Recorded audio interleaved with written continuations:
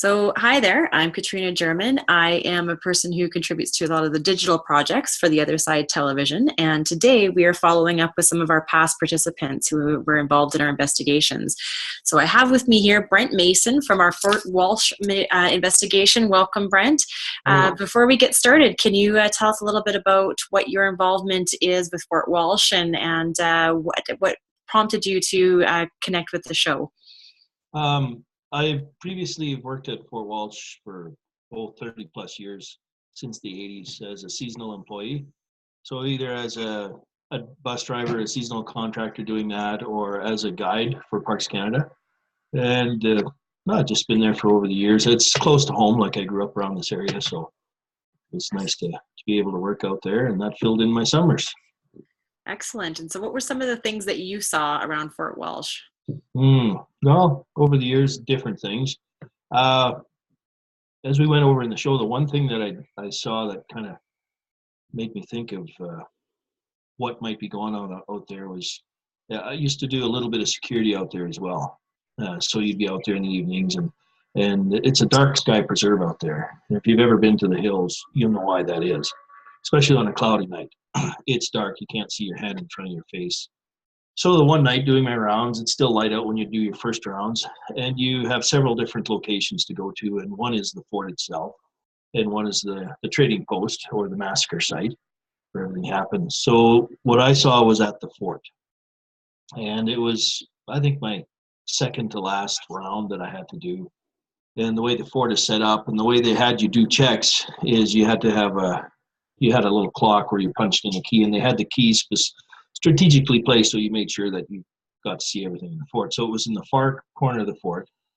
So I go in there, and it's at the end of the stables, and I look over the south corner of the fort, and I seen something. To me, it looked like, and I convinced myself it was the moon behind the clouds, kind of a waxy figure floating. It was above the palisade wall.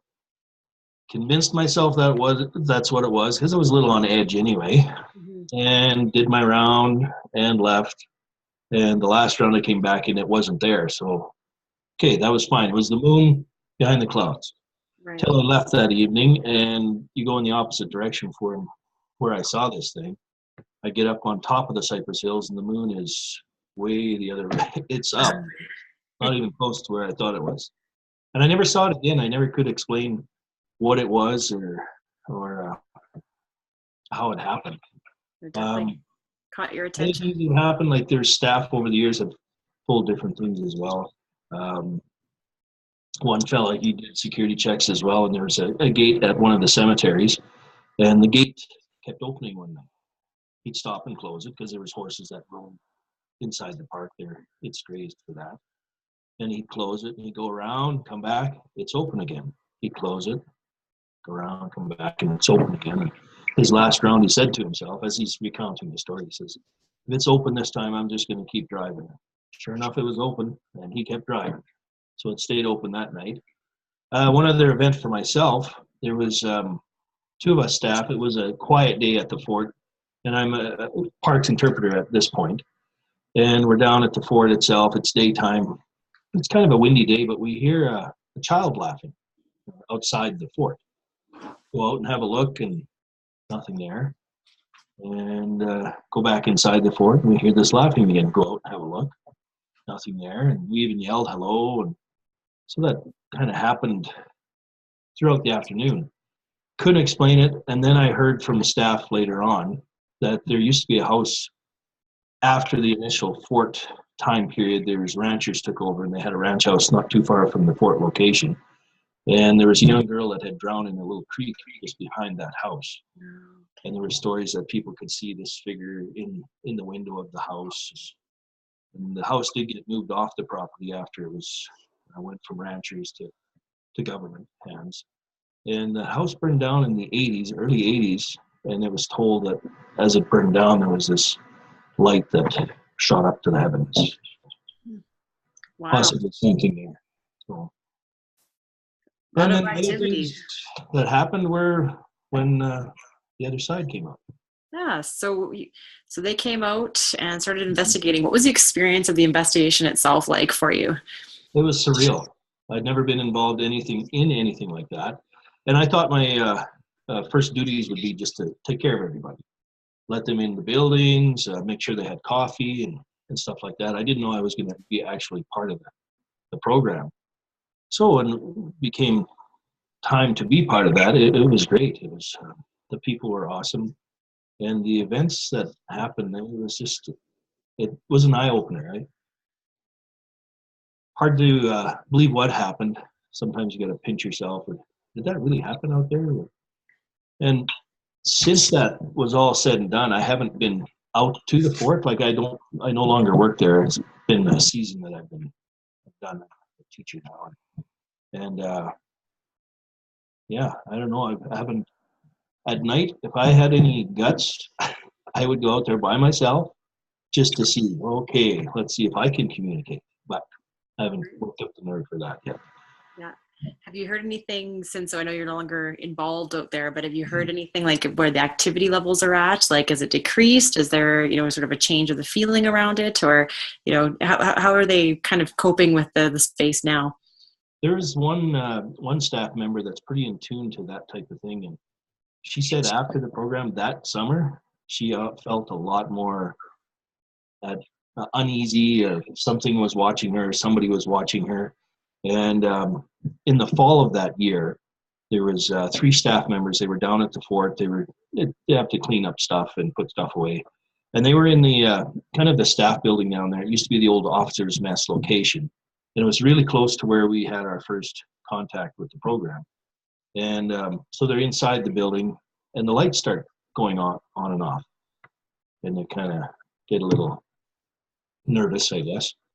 And then they start saying names. And one name that they mentioned in particular, Marmaduke Grayburn, who was a young Mountie, 19 years old. He was actually murdered a few miles away from the fort. Never solved. That case was never solved. So when they said his name, the lights off and on again. Wow. And they got really nervous and scared and left. About the one staff member, she was First Nations, so she went down and did a smudge. And I don't know. I haven't heard anything since last summer. I'm not sure. There was so much activity last year. People may not have noticed because there were some changes going on, and visitor center all got redone, and so everything was kind of located at the fort. But yeah.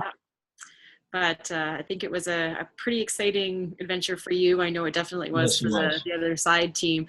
Any sort of final thoughts that you think people should know about the show, and I guess your experience with it? Well, it's an amazing show. Non-believer, I'll admit, in the beginning, and then afterwards, like there was things that happened that I cannot explain. I just can't. There was a flashlight incident that I was closing up after the one night, and they let me use one of their brand new flashlights.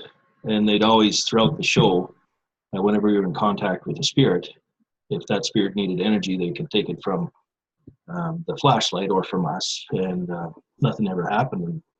And I was locking up that night, and I'm away from everybody down at the stables, kind of where I saw that glow, I guess you want to call it. Flashlight was dead, totally dead. So that kind of made me interesting. But one thing I was thinking, like if these poor souls there, they can't go home, or for some reason they're stuck there. I'm just wondering if it would be nice if something could be done, that somebody could go down there and say, it's okay, you can go home now. Yeah, kind of giving that release. So that would be neat if there was a follow-up that way, or that type of thing. Absolutely. Yeah, I would recommend if anybody gets a chance to see the show, to watch it, because it's local too, and it's Saskatchewan. And their shows across Canada now, but it's really, it's an incredible journey to be a part of it. And so thank you so much for sharing your story and for giving us that follow-up information. And I know people just want to know how things worked out for you and what that experience was like. So thank you so much for sharing that information. You're welcome. Thanks for having me back.